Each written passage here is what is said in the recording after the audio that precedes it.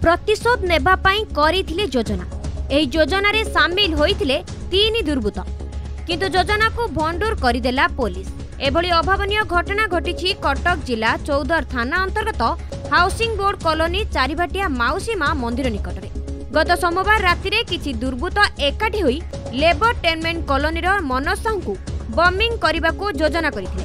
तेबे कौनसी विशेष सूत्ररू खबर पाई चौदर थाना एसआई तपस्विनी कानून गो टीम सह उक्त दुर्बृत्तों उपरे चढ़ाऊ करथिले। चढ़ाऊ बेले 3 दुर्बृत्तों गिरफ करथिबा बेले 2 जण घटनास्थलरू फेरार हो जाइथिले। गिरफ व्यक्ति माने आग्राहाट और नुआ गाँव होइथिबा बेले सेमानक ठारू 5 गोटी जीवंत बोमा जबत कर जाइछि।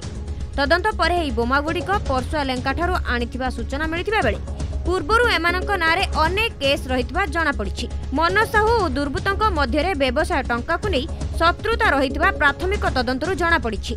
तेबे अभियुक्त मानकु कोर्ट फॉरवर्ड करा जाइथिबा बेले घटना विषय रे अधिक तदंत जारी करिछि पुलिस।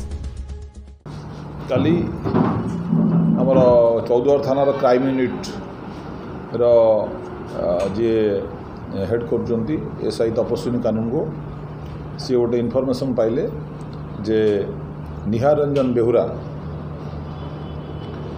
पैड़ासाही आग्राहाट चौदर सी एवं तांकर एसोसिएट्स से माने माउसीमा टेम्पल एसबी कॉलोनी चारबाटिया किसी लाइव बम रखिक एकत्रित होती किसी क्राइम करने परे से माने पुणी इनफॉरमेशन मिलला जे से जो एकत्रित होती से जाऊँगी जे Manoj Sahu labour tenement colony गोटे अच्छी से तांको घर उपर बमिंग करने से प्रिपेयर होती जाऊँगी।